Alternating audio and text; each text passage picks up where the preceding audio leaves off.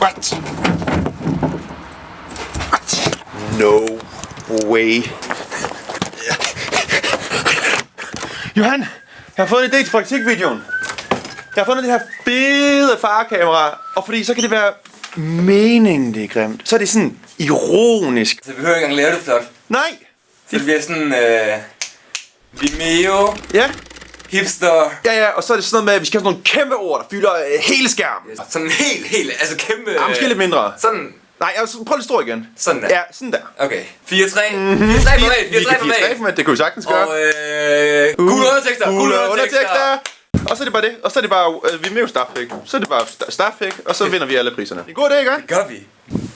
Action. Og så er det nu, at vi skal vise jer praktikfilmen, hvor vi viser, hvordan vi arbejder hos Impuls, og at vi hygger os rigtig meget hele tiden. Og det er her, vi arbejder. Og nu starter filmen. Hvad laver du? Ja, jeg arbejder. Eller hvad? Altså, hvad jeg rent faktisk laver. Hvad laver du, Johan? Arbejder. Når du arbejder bare. Det er godt. We drink coffee. Det er drink for filmmakers. Filmmakers? Beskriv impulsfilm med 3 ord. Kreativ, nytænkende, hyggelig. Kan der ikke komme nogle flere ting på det? Til de der gearnørder, så de synes, det er sådan mega, wow, de har mange ting. Men det er jo det, har vi filmet med. Det er jo ikke, så det er jo ikke rigtigt. Men nu prøver vi lidt. Ja, vi ser lidt, hvad vi har. Ja, se nu der, mand. Nu ser det sindssygt professionelt ud. Der er mange knapper, der sker meget, man kan gøre meget. Det kan jeg godt lide. Hey man, Tokeboy! Tak skal du have, tak.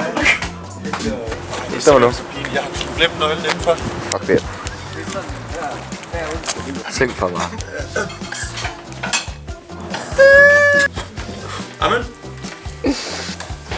Tak fordi I så med, og jeg håber, at I kunne lide, hvad I så. I skal skynde jer og ansøge for alle. Det her, det er vores postkasser, og de er fyldt op med praktikansøgninger. Så hvis man skal have en chance for at vinde det her show, så er det nu, man skal slå til.